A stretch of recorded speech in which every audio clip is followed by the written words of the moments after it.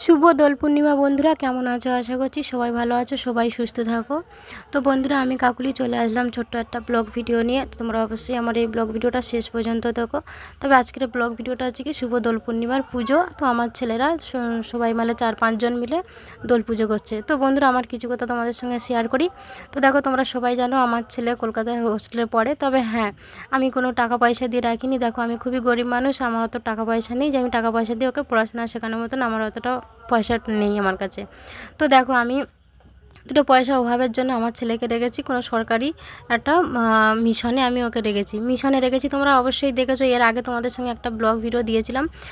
মানে ওকে নিয়ে আসতে গেছিলাম আমি কলকাতার থেকে, মানে মিশন থেকে বাড়িতে নিয়ে আসছিলাম ছুটিতে। তবে ওরা দোল পূর্ণিমায় আমার ছেলে ছুটি পেয়েছে, ছুটি পাইনি অবশ্য। তো আমি অনেক দিন হয়ে গেছিলো, তো আমি ছুটি করে নিয়ে এসেছি 2-4 দিনের জন্য। তো রবিবারে আবার চলে যাবে, সামনে ওর পরীক্ষা আছে।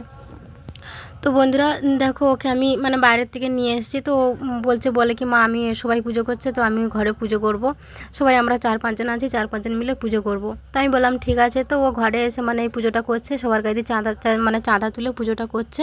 আর দেখো, ওরা 4-5 জন বাচ্চারা মিলে এই পুজোটা করেছে। তো দেখো, এখানে ওরা প্রথমে তোমরা দেখতেই পেলে যে ওরা রাধা গোবিন্দর পুজো করে তারপরে দোলায় মানে তুলেছে, রাধা কৃষ্ণকে দোলায় তুলেছে। তো দেখতেই পাচ্ছ ওরা দোল দিচ্ছে, তারপরে দোল দেওয়ার পরে তারপরে একটু দোল দিয়ে তারপরে ওরা আবার মানে রাধা কৃষ্ণকে এখানে বসিয়ে দিয়েছে। তবে হ্যাঁ, ওরা মানে অনেক রাত্রে উঠে পুজোটা করেছে, রাত 1-1:30টার সময় উঠে ওরা রাত্রে এই পুজোটা করেছে সবাই মিলে, আর খুবই আনন্দ করেছে। তো বন্ধুরা দেখো, ও থাকে বাইরে, ও তো আসি সব জিনিসগুলো মানে আনন্দগুলো করতেই পারে না, বুঝতেই পারছো। ওখানে খেলাধুলো পড়াশোনা ছাড়া আর কোনো কিছু নেই। তো হ্যাঁ, তবে খুবই ভালো আছে আমার ছেলে, ওখানে খুবই ভালো আছে, পড়াশোনা মানে খাওয়া দাওয়া থাকা খুবই ভালো। তো বন্ধুরা, তোমরা একটু বেশি বেশি করে আশীর্বাদ করো আমার ছেলেকে, যাতে সুস্থ থাকে, ভালো থাকে।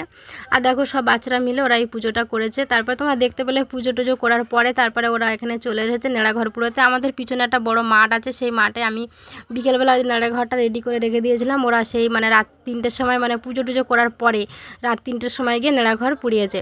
তো হ্যাঁ, এখানে দিয়েছে ওরা আলু বেগুন, এগুলো নাকি পোড়া খেতে হয়, পোড়া খেলে নাকি গায়ে ঘা পেঁচড়া মানে এইসবগুলো হয় না, অসুখ বিসুখগুলো হয় না। সেই জন্য ওরা এর মধ্যে দিয়ে আবার ওটা মানে সকালবেলা ওরা বের করেছে। সেই ভিডিওটা তোমাদের সঙ্গে আমি দেখাতে পারিনি বন্ধুরা।